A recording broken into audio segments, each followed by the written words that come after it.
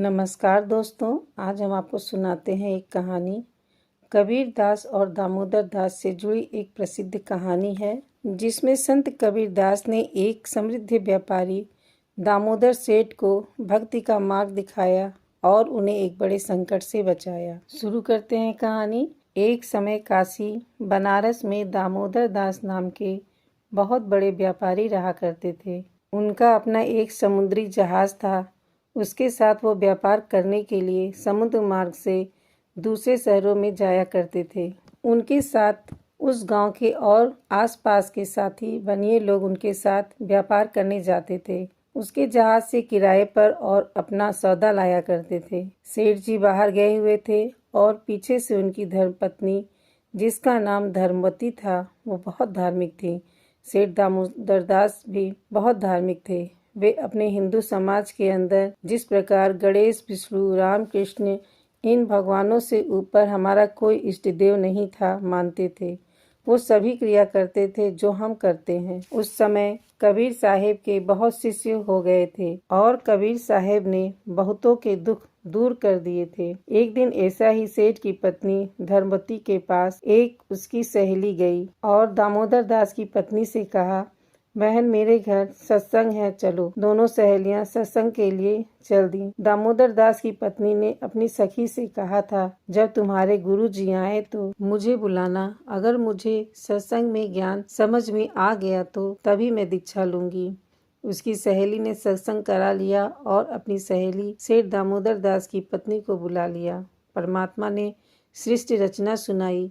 कबीर दास जी जहाँ सत्संग करते थे, सबसे पहले सृष्टि रचना सुनाया करते थे। मालिक की वाणी सुनाई और सारा ज्ञान सुनाया। और जैसे ही कबीर साहब सत्संग शुरू करते थे, लोगों को अपनी ओर आकर्षित कर लेते थे। उनके वचन सुनकर धर्मवती का शरीर सिहर गया। कबीर साहब ने 2 घंटे सत्संग किया। धर्मवती को ज्ञान समझ में आ गया। फिर 10-20 भगत आपस में चर्चा करने लगे और परमात्मा ने धर्मवती से पूछा, बेटी दीक्षा लेगी? धर्मवती ने कहा, महाराज जी, मेरी आत्मा तो मान गई है दीक्षा लेने के लिए।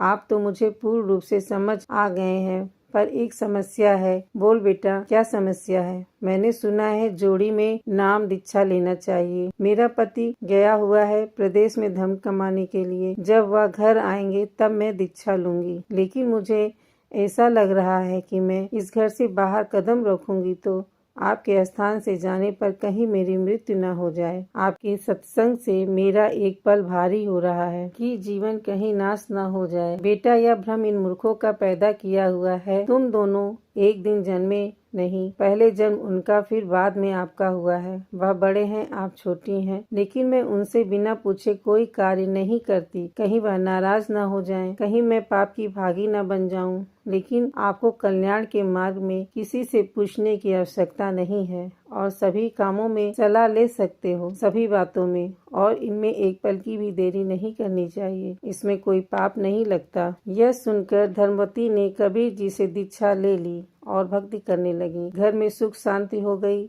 भूत प्रेत की बाधा हट गई। सेठ जी आए। 1 महीने के बाद उसने सोचा, मेरे पति को यदि कोई तीसरा व्यक्ति बताएगा कि तेरी पत्नी सत्संग में जाती है और रात को जाती है, क्योंकि कबीर साहब रात में सत्संग करते थे, क्योंकि दिन में किसी को फुर्सत नहीं थी, क्योंकि दिन में सभी अपने काम धंधे में व्यस्त रहते थे। अब क्या हुआ? जिस दिन सेठ आया उसी दिन कबीर साहब का सत्संग था। उसने सोचा, अपने पति को मैं पहले बता दूं, क्योंकि वे ऐसे आदमी हैं, अगर किसी की बात मान लेंगे तो फिर किसी की नहीं सुनेंगे। जब सेठ जी खाना खाने लगे तो धर्मवती बोली, जी मेरे से गलती बन गई, मुझे माफ कीजिएगा। सेठ दामोदर दास कहते हैं, धर्मवती, मुझे तुम पर पूरा विश्वास है। तुम कोई गलत काम नहीं कर सकती जो क्षमा करने लायक ना हो। मेरे पड़ोस में मेरी सहेली है जिसने दीक्षा ली है।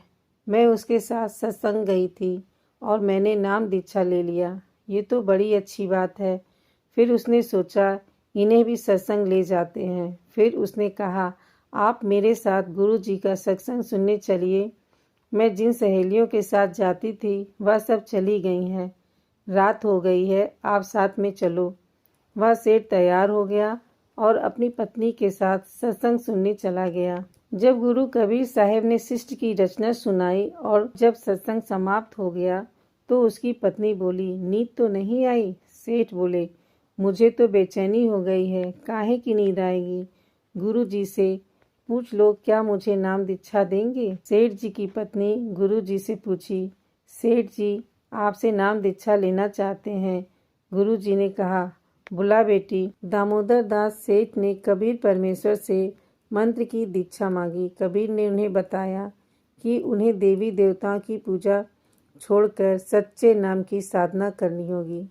सेठ ने वचन दिया कि वे अपने समाज की परवाह नहीं करेंगे और शिष्य बन गए। नाम दीक्षा लेने के बाद दामोदर सेठ ने अपनी सारी धन संपत्ति त्याग दी और सच्चे मन से भक्ति करने लगे। दामोदर सेठ कुछ समय बाद अपने व्यापार के सिलसिले में फिर से जहाज से विदेश जाने की तैयारी करने लगते हैं। दामोदर सेठ जहाज पर जाने से पहले अपने देवी देवताओं की पुरानी मूर्तियां समुद्र में प्रवाहित करने लगते हैं। थोड़ी दूर पर खड़े उनके व्यापारी साथी यह दृश्य देखकर चौंक जाते हैं। उनके दोस्त कहते हैं, ये देखो दामोदर सेठ देवी देवताओं की मूर्तियां समुद्र में डाल रहे हैं, चलो बाकी लोगों को बताते हैं। जब ये बात अन्य व्यापारी दोस्तों को पता चलती है तो वो जहाज के पूजा कक्ष में जाकर देखते हैं अन्य भगवान की जगह कबीर परमेश्वर की तस्वीर रखी है। ये देख सारे व्यापारी गुस्से में सेठ जी से पूछते हैं, दामोदर भगवान की तस्वीर कहाँ गई? क्या तुमने उसे फेंक दिया? भाइयों, मैंने नाम दीक्षा ले ली है। मेरे गुरु जी ने यह सिखाया है कि पूजा एक परमात्मा की करनी है, अन्य देवताओं का सम्मान करना है। सेठ दामोदर दास जी कहते हैं, तीनों देव कमल दल बसे ब्रह्म विष्णु महेश, प्रथम इनकी वंदना फिर सुन सतगुरु उपदेश। सतगुरु भक्त केवल अपने गुरु जी की तस्वीर रखते हैं। मैंने उन तस्वीरों को आदर पूर्वक जल में प्रवाहित कर दिया है। व्यापारी दोस्त कहते हैं, तूने क्या कर दिया? यह तो जुल्म है। तेरे साथ कोई अनहोनी होगी। तूने देवी देवताओं को छोड़कर अपना नाश कर लिया है। भाइयों, मेरे गुरु जी देवी देवताओं की छुड़वाते नहीं हैं, बल्कि उनकी सत्य साधना बताते हैं। उनकी मूर्ति पूजा को मना करते हैं। तुम अपनी पूजा करो, मैं अपनी पूजा करूँगा। मुझे मेरे रास्ते पर चलने दो और मुझे परेशान मत करो। धीरे धीरे समय बीतता गया और दामोदर सेठ अलग अलग देशों में जहाज के द्वारा अपने व्यापारी साथियों के साथ व्यापार करता रहा। दामोदर सेठ गुरु कबीर के द्वारा बताए गए नियमों के अनुसार भक्ति साधना करते रहते थे, जिसको देखकर अक्सर उनके दोस्त कहते थे, दामोदर सेठ को कहते थे, देखो देखो कबीर आ गया। दामोदर सेठ कहने लगे, देखो तुम मुझे जितना चिढ़ाना चाहो चिढ़ा लो, मगर याद रखना परमात्मा का नाम लेने से तुम्हारी भी जीभ पवित्र हो रही है। समय बीतता है और सभी व्यापारी अपना माल खरीद कर घर लौटते हैं। तभी समुद्र में अचानक भयंकर तूफान आ जाता है। सभी लोग चिल्लाने लगते हैं, तूफान आ गया, तूफान आ गया। सभी व्यापारी घबरा कर अपने भगवान को याद करने लगते हैं। धीरे धीरे तूफान और तेज हुआ जाता है और जहाज डूबने लगता है। सभी व्यापारी अपने भगवान को याद करते करते थक जाते हैं, परंतु तूफान लगातार भयंकर रूप लिए जा रहा होता है। ये देख वे दामोदर सेठ के पास जाते हैं और कहते हैं, दामोदर भाई, सुना है भगत की परमात्मा अवश्य सुनता है, क्यों ना आप अपने गुरु से प्रार्थना करें। सेठ दामोदर दास कहते हैं, मेरे गुरु जी तो बहुत गरीब से हैं, आप सबके देवता तो इतने ताकतवर हैं, जब आप बचोगे तो मैं भी बच जाऊंगा। भाई कहते हैं, सतगुरु के भगत की परमात्मा अवश्य सुनता है, आप याद करो। ठीक है भाई, आप सब बैठ जाइए, फिर से मत कहना तुम्हारे देवता ने बचाया है। सेठ दामोदर दास जी परमात्मा से प्रार्थना करते हैं, हे परमात्मा, आज लाज रख लो, नहीं तो मेरे कारण आपकी छवि खराब हो जाएगी। चाहो तो मुझ पापी को बाद में मार देना।